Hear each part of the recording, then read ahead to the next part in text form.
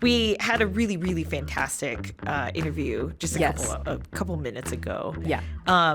We are, as an agency, a part of the Change Agencies, a group of multicultural and LGBTQ-owned businesses, agencies, public relations agencies, public affairs agencies, Latinx agencies, Black agencies, Asian agencies. And it was a really, really big honor to meet and interview the owner of Black Digital. I don't normally get nervous when I'm meeting people because I'm always like, oh, we're just going to hang out. They're cool. I'm cool. It's going to be cool.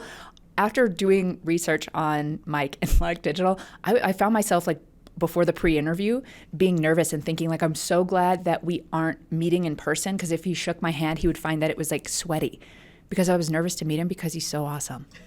Yeah. He's really cool. He's really cool. Yeah. And then just like super chill. So Mike Utaegbulam founded Black Digital. Yeah. And he became a part of the Change Agencies cohort last summer. One of the things that I find that it didn't dawn on me until the interview is that we all, on Stories of Success and stuff, we always talk about whys. What's a person's why? What makes them successful? What's the last thing that they want to do before their days on Earth have ended? Mike's purpose in life is providing purpose and impact to others. He said it in a more eloquent way, but I think that was one of the things that we forget as marketers of why we do what we do. You included, myself included, Danielle, like anybody on this team, like we're so used to the grind. But it was really nice to talk to him in a way where, yes, he's a Black-owned business, but we talked to him about like the meaning of why he is an agency owner and the why of his success. Mm-hmm. I thought that was so cool. What were some of the things that you found really interesting about Mike that our listeners can hear in just a couple minutes? I think he's been really intentional with how he as a business owner was going to make impact in the community and how he's going to use business in order to create change. And though it might seem small, it's like, oh, it's just a business, but it's not, because it actually changes what appears to be possible for others. And I don't mean like, oh, that just appears to be possible. I mean, what is visibly possible to others? There's something about those of us seeing someone do something that we've not seen been done before by somebody who looks like us or someone who comes from our neighborhood or our background and things like that. And the ongoing impact of that is incalculable. Yeah, and what I also took away from this is when we talk about, delivering positive social change in the community through marketing, digital work, I think one of the things that was really great about talking to him that I'm excited for all of us to listen to here in a minute, some of the things that he mentions is that, yes, he's a digital marketing agency out of DC, and they deliver practical solutions, but the success of his agency since 2020, it is metaphoric success. And one of the things I didn't get to tell him is that right now, he talks about one big goal. I won't spoil it here in a minute. But the fact that he was able to reach that goal in such a short amount of time, exponential success doesn't come very easily. And I appreciate what lessons he shares with other folks on the show. Anything else that you think that might be helpful for the listener in terms of enjoying this really great podcast interview? We didn't touch on it a ton, but something that I really love about his aim and Black Digital as well is that they really went to create a space and a specific avenue for nonprofits to have really personalized marketing efforts that were going to utilize their limited resources in respectful ways. They're really big on empathy and deep listening and making sure that they really understand the client, the nonprofit, their mission, their vision, and then bringing that into their marketing PR efforts. And when we're talking about small businesses or nonprofits, those resources really are limited, and you don't have a lot of room for trial and error the way a big company does. And he has established a successful agency with that open-heartedness in mind. Absolutely. We're very excited to introduce Mike Utaegbulam from Black Digital. Well, first off, thank you so much for being on the show, Stories, Success, and Stuff. You're actually, ironically enough, the first Change Agencies member that's going to be on the show, which that's our common bond, right? Right. Yeah. Right. Most definitely. And so I know that you had a chance to meet Jace, and I'm really excited just to really dive into your story, your stories of success, and everything that you've accomplished. I have nothing but such a high regard for you too. What one of the reasons why I was so fascinated to have you on the show is that your agency in the beginning of February put out this incredible guide about thinking intentionally about Black History Month. And before we get into that particularly, what was the genesis of your company? It's one that I look up to because I say to myself, like, I want to be him in the future, and I mean that, right? Like, No, I I hear want, ya. yeah, I want the company to look like he. So how did you start Black Digital? What was the story behind it? What was the genesis of it? Well, thank you for that.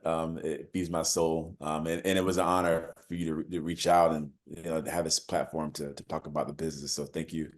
But we started the business, or I started the business really as a side hustle. And so, I've been a designer by trade since college. And I just noticed that, especially in the nonprofit sector, these nonprofits do a lot of good work, but do a terrible job of like marketing themselves. And so I saw a very quick market fit for an agency, but I never thought that it was ever going to be full time because I actually wanted to work for another agency or go to the corporate realm. And so, but it's just, as you know, nonprofit marketing experience doesn't necessarily translate to big firms.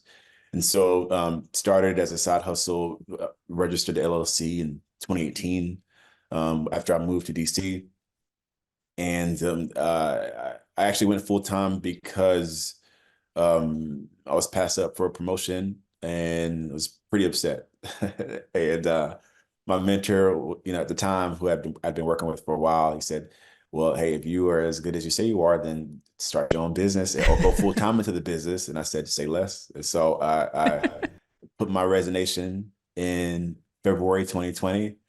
They wanted me to stay on to help with the transition, and I officially quit June 30th, 2020. And I always say this story, it became real when I woke up in a cold sweat on July 1st because my benefits were gone. And so it was real. The It is ships have official. been Like burned. once those benefits run out, it's like you're on your own. But by the grace of God, that job that I left became my first client.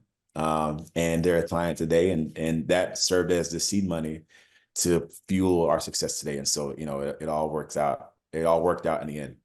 Well, and Mike, like what I remember when we first met in Denver last year at the Change Agency's like meeting of the minds, if you will.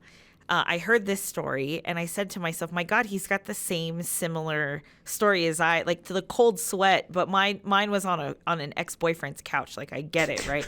So, but I wanted to say so. Like that was then. How big is your organization now? How much revenue have you generated? How many clients do you have? How big is your team? Can you talk about that for a hot minute? Yeah, sure, sure. So we are a mixture of full time, part time, and contractor. And so we're at 7 full time, 3 part time, and then we have about 10 contractors that we work with on an as needed basis. But we all consider them team members. So to me, the only difference is the legality behind it. Everyone is on the team because they're talented, and we have about 10 clients. We have small clients, but like there's like web maintenance and stuff like that, but like 10 major clients that we work with on a day-to-day basis. And last year, I had a goal from when I started it to cross 1 million, and then we crossed 1 million last year in November. And so it was really, Yay! thank you, thank you. It was a really big goal. Didn't think it was possible until it became very clear that it was going to happen. And it was while we were at the change agencies retreat last year where I saw the revenue. I said, "Oh, we could do this," and sure enough, we hit it in November. Oh my God, congratulations. And the type of clients that you're working with are pretty incredible, correct? Yeah, the good news is we now have the luxury of saying no. When you first start out, you kind of got. I mean, for the most part, you have to take, and everyone to keep the lights on. But now we work with a lot of nonprofits or even corporations that are in social equity and health equity. And so we're able to create positive change through the work that we do on the digital marketing side. And so it's very rewarding work because it affects the communities that we live in. And also, you know, we kind of become, you know, many thought leaders because of we can speak from a lived experience. Mm-hmm. Yeah. I'm hearing different milestones that y'all have hit in the company. I remember in my first company that turning down the first project that wasn't a good fit and I didn't want to take, that felt incredible. And hitting the $1 million mark as some milestones and some goals. How did you define success for your company when you first started out? And has that shifted now that you've been in business for many years?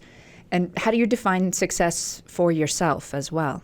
Yeah, so, you know, as we talked about, you know, yesterday, the success for the business as a CEO, it changes, right? You know, sometimes success is I made payroll. You know, like they Yeah. that's a win. That's a major win every time the check goes through for them, because it's really important for them to get paid on time, even if I can't eat at the time. I'm saying that's one of my favorite parts as an employee. I'll just throw it out there, the getting paid part. Yeah, very important. It's also the favorite part of a client engagement is when we get paid. You know, Yeah. so it's a win-win.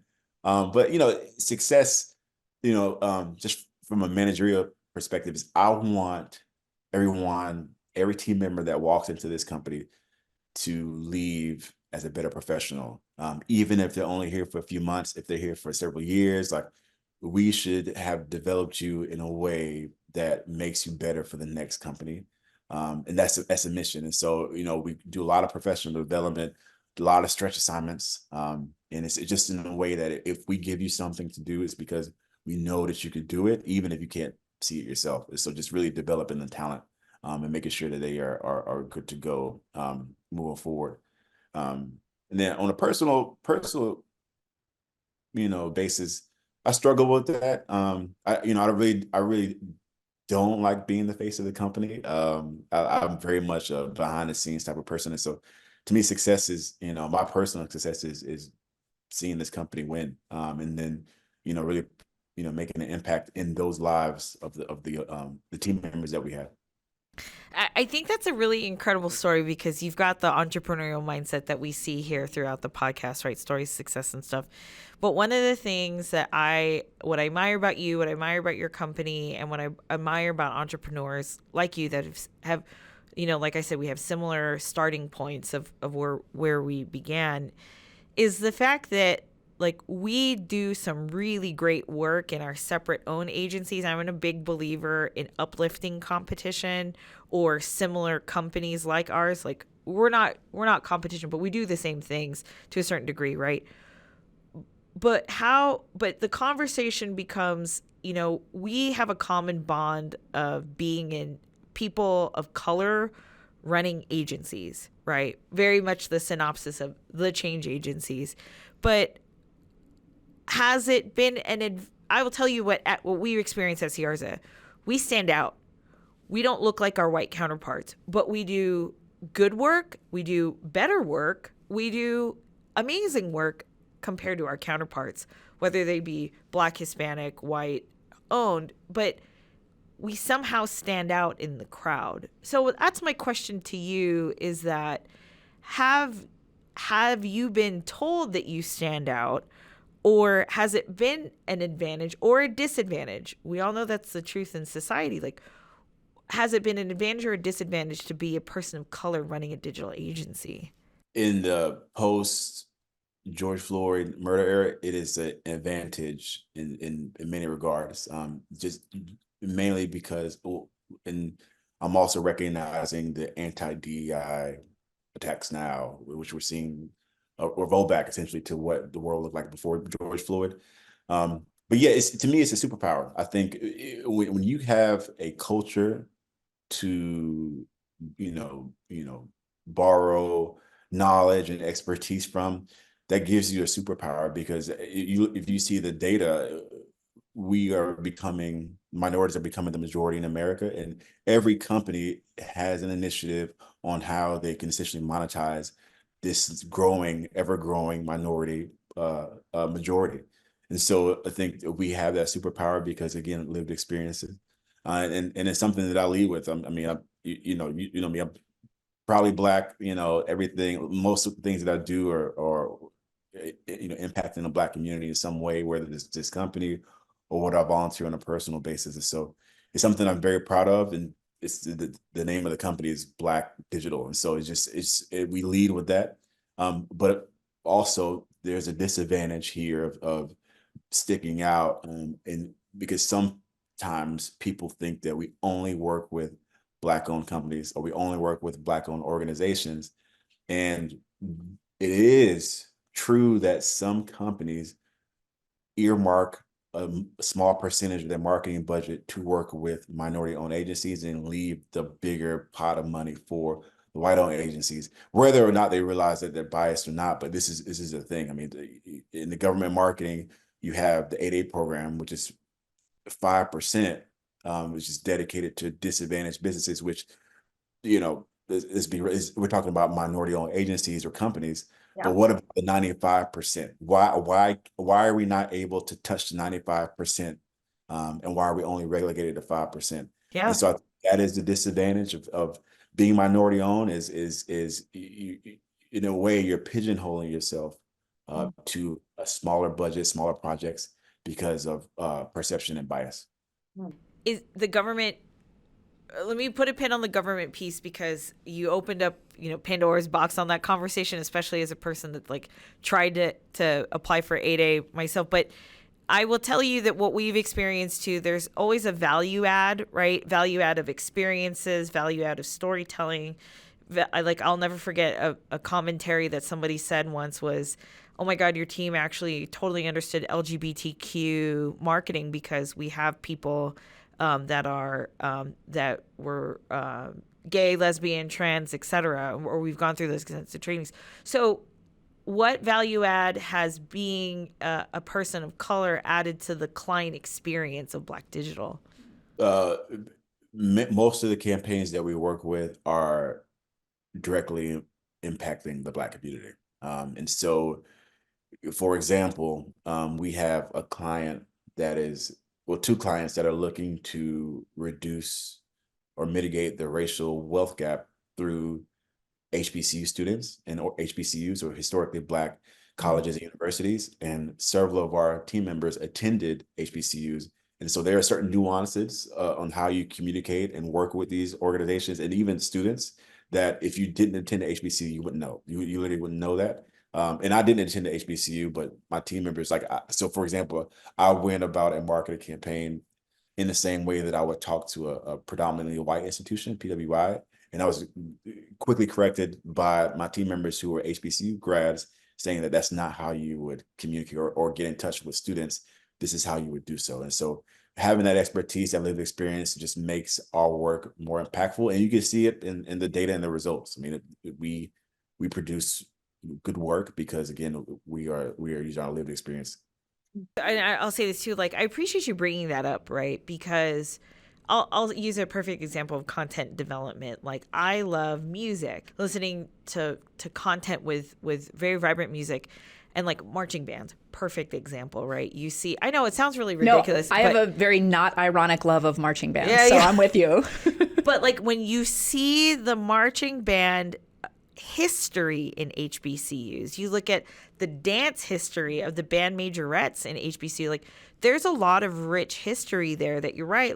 I did not go, UNM is struggling to be marketed as a PWI when it's really not. It's mostly Hispanic owned and operated, but at the same time it's operating like a PWI, but it also attracts a community of color. And you look at HBCUs as a model example of that, but they're doing it so differently that it's disruptive to the norm. I appreciate you bringing that up. I think that's a really solid point. So. Speaking of content development, one of the things that you've done as an impact in the community is create space for Black creatives.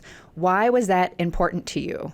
Because I was the only, and if I had 7 jobs before I went entrepreneur, in 6 of them I was the only Black employee I never talk about Black creative, just Black employee, but I also grew up in Florida, which is heavily white, more so than people want to admit.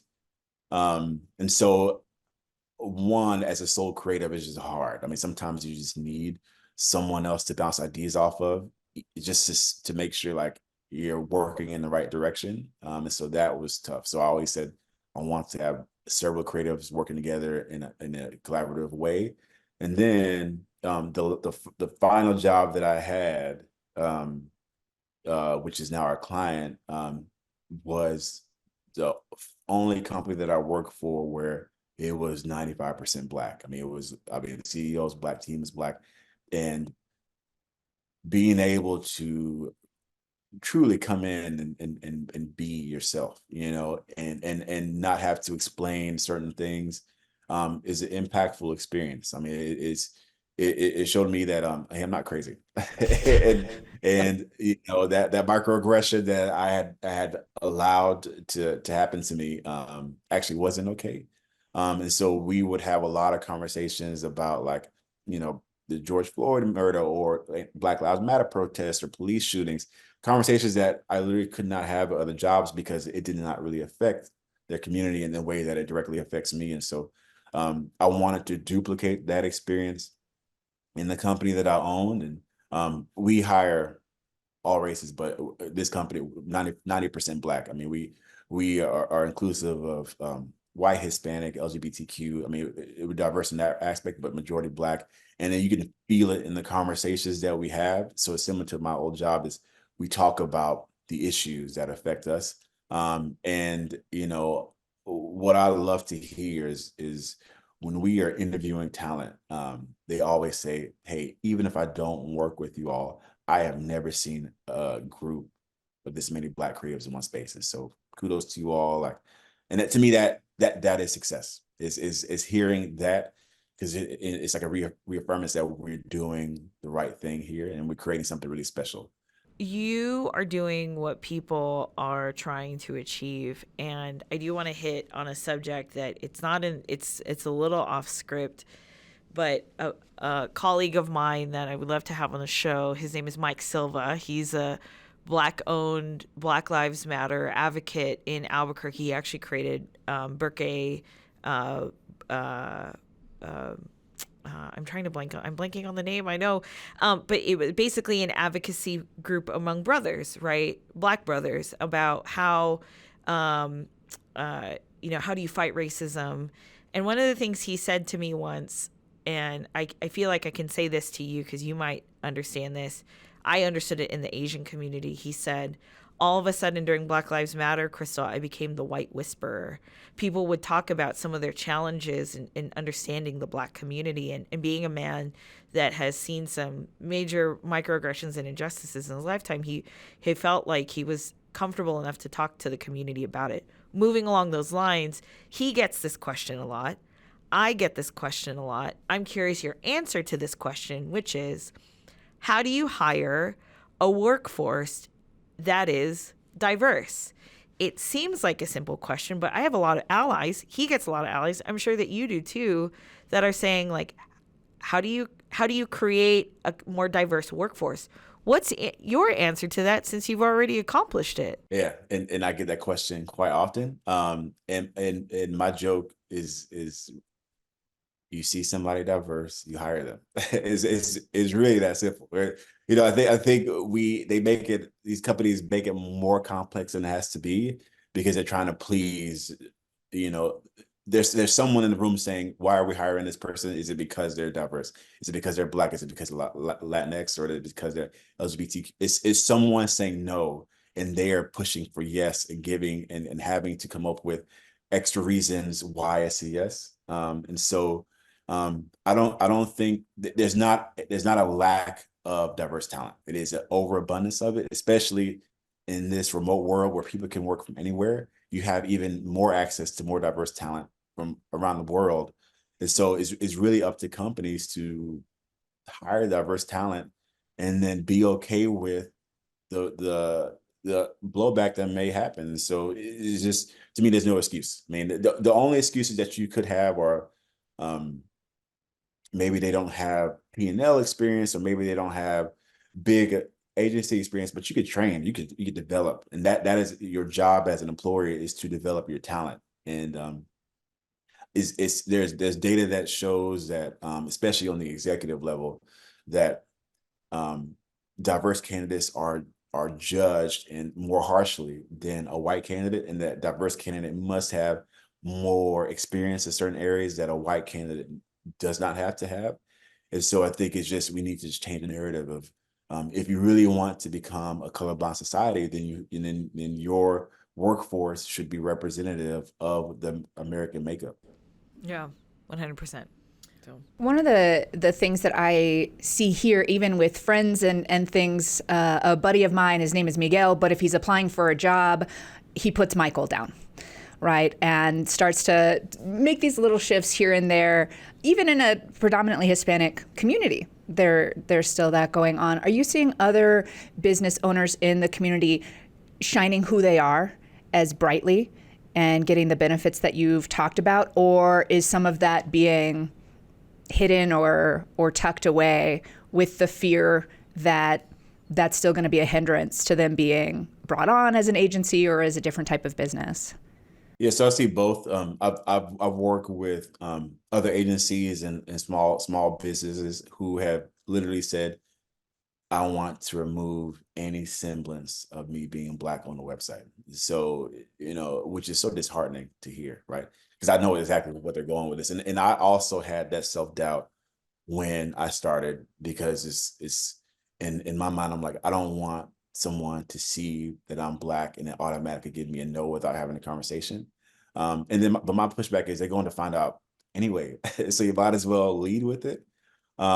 It gives very much trying to get a better house appraisal or higher house appraisal by removing pictures of your like Black, family, because the data shows that if people can identify the race of the family that used to live there, there's a different appraisal value. But just be unapologetically you, because you don't want to bring on someone that doesn't value your diverse, background. The worst thing you do is bring on someone that is hostile to it, and then now you let them into your company, who will then be hostile to your team again. So I think as a leader, you just have to protect your brand and your team by bringing on the right clients. Thinking back on that, I haven't thought of this in years, but when I worked in media production, people assumed with the name Jace that I was a man through email and different things, and I let them, because it did bring on a different amount of authority, though it was always comical. I can think very specifically of being in a coffee shop to meet someone who was going to potentially bring on as a contractor, and getting a text like, hey, I'm here, and I'm trying to figure out who he, and then I'm like, oh, I'm to your left. And he turns and just starts talking to the man sitting like off on the left, and I'm laughing. I'm like, oh, this is fantastic, because he assumed I was a man with Jace, which is traditionally a male name, and I let him. Until then it was like surprise. And he did have a problem working for a woman. And if I had just been upfront and just authentically who I am from the get-go, we wouldn't have had that problem. He'd have filtered himself right out by not coming onto the project. And so I thought at the time, and as a younger business owner at the time, but that it was a benefit to me, but it absolutely wasn't. And bringing on clients and projects that were excited to have a woman lead resulted in way better relationships and end products and things like that. We're seeing a theme of authenticity in success. Yep. Yeah, 100. And the last question I'm going to ask about your business, and then we'll jump into the fun personal stuff. Are you seeing any new trends, specifically in the communities of color, Black-owned businesses? Are you seeing any new trends that are applicable from a marketing sense? Like, after all, we are a marketing podcast, right? So I wanted to see, like, what are some of the things that you're seeing, or any advice or trends that you think that will be applicable for communities or for businesses that are owned by Asians or Hispanics, Latinx? Like, curious to see your thoughts on some new trends that might be successful for them. Yeah, so I'm actually giving a talk on this tomorrow to Black-owned businesses at a panel in DC. But digitization and AI, Yeah.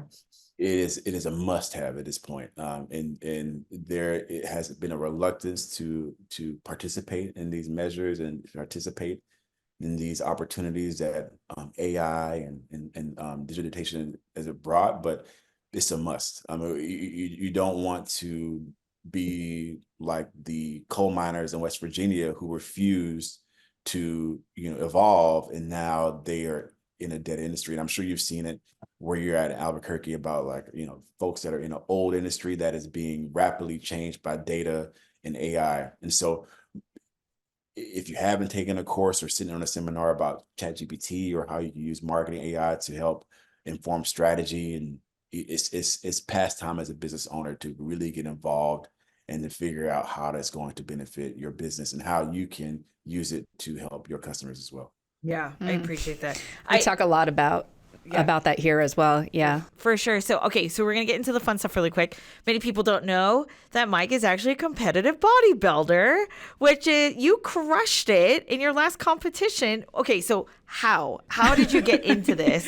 Why did you get into this? Those are always my questions, because that's hard. Yes. It's a hard life with the nutrition and all of the things. How and why? And did you eat a cheeseburger after you won? I'm just kidding. Oh, listen, I always binge after every show. It's not even my favorite go-to is actually chicken wings. And so I don't care what city I'm in, we're gonna find the chicken wing spot right after the show because it's go-to. Yeah. But I actually, to be vulnerable, I got into it to get over a breakup.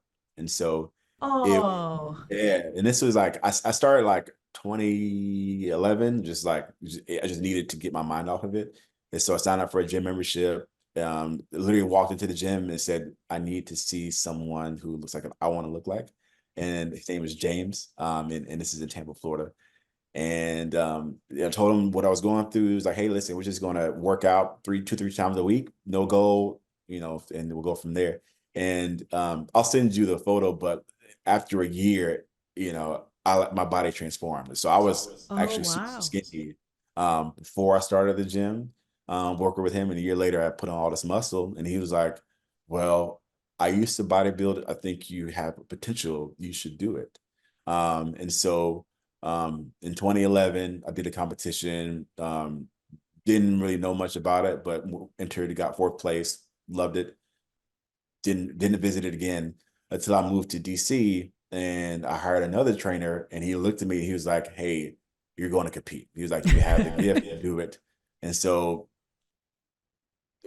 8 weeks later, hopped into another competition and then got first place, and then second place overall. And then ever since then, I got a bug, and then I compete 2-3 times a year. And so it is a huge sacrifice, and it's mainly because of it's not working out is the easiest part. Like I can lift weight. It's the easiest. It is the diet, and then the step away from the social life, because you just have to dedicate everything to it. A meal plan, bodybuilding prep.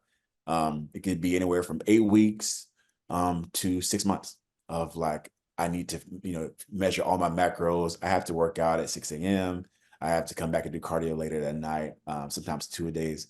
And so it's I think every entrepreneur has that thing, like whether it's bodybuilding or like extreme racing, it's always an extreme sport of some sort that every entrepreneur is in, that I've noticed. And bodybuilding just happens to be mine. That's incredible. So what lessons have you learned from bodybuilding that are lessons that you've used in your leadership or management of your company? Yes, there's always a win and failure. If you look closely, there's always a win or a lesson in failure. And so, what they tell you in bodybuilding all the time is they give you the speech, and it's the same. And they say, you have won by showing up here and preparing over however many weeks, months, by hopping. It sounds like you've heard this all the time. Are a winner, because the worst thing to do is to go into this show and because you're going to have hundreds of losers. I mean, essentially, you only have one winner per category. And the worst thing to do is to do all that work, to sacrifice all that time with family, personal, to have all that diet prep and all that over the weeks. And then to say, I've lost because I didn't win this medal. I didn't win this trophy. But really, like you look better than most Americans, and that is a win.